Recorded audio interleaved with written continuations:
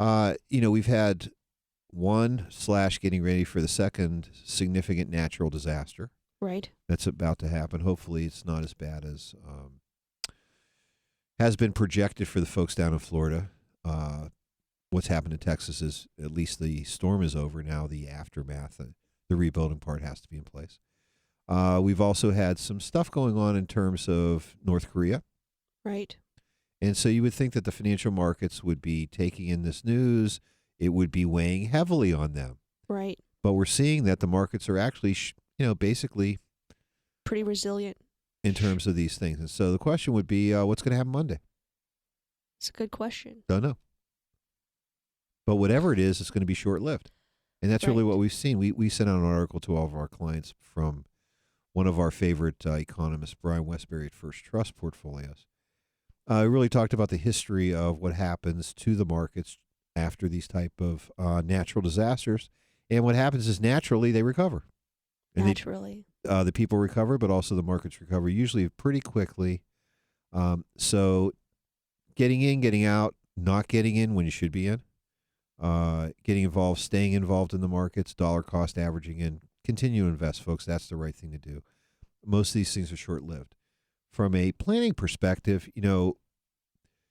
we're always kind of, I don't know what you want to call it, level 5 ready. We have DEFCON 5 ready? we try to create these DEFCON 5 level, portfolios for folks to really deal with these issues. And probably the one thing that we do as planners, and Aaron, you started having me do this about 2-3 years ago. We really refined this technique, which I appreciate your input on this, has been that, we basically rebalance everybody's portfolio once a quarter, especially for those that are receiving distributions, where what we're doing is we're making sure that money that they're supposed to be receiving to maintain their lifestyles is really there in cash, Liquid available. liquid and available, so that we don't have to worry about making sales during up or down markets. Sure, and especially in situations where we looked at several 100-point drop from the aftermath of Houston or of Texas, and potentially looking at something like that for Florida. But that doesn't necessarily mean that that's what, we're not, that doesn't mean the market trend is going to reverse course, just that we're looking at some blips in that straight up and to the right trajectory.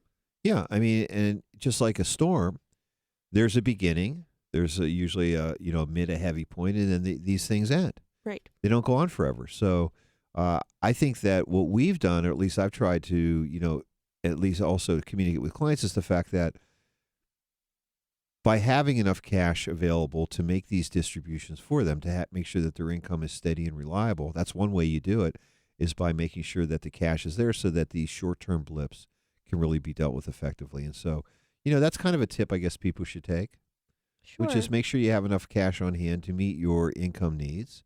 Then you can really, if you want, ride out these weather the storm. Weather the storm. That was 2/3 of a pun, What's the other 1/3? Well, it's PU is a 2/3, honey. Oh, I see. I thought I what taught you that. did I thought I there. taught you that one when you were in like 3rd grade. One of your dad jokes. Yeah, exactly. It's just one of those deals. In either case, so we're seeing some volatility here, and then in either case, people have to make decisions. One of the big decisions that folks have to make, many of them have to make, and that we've really seen this week during our coaching sessions, is about taking retirement distributions. Many companies are making offers about taking pensions as either a lump sum or continuing to do so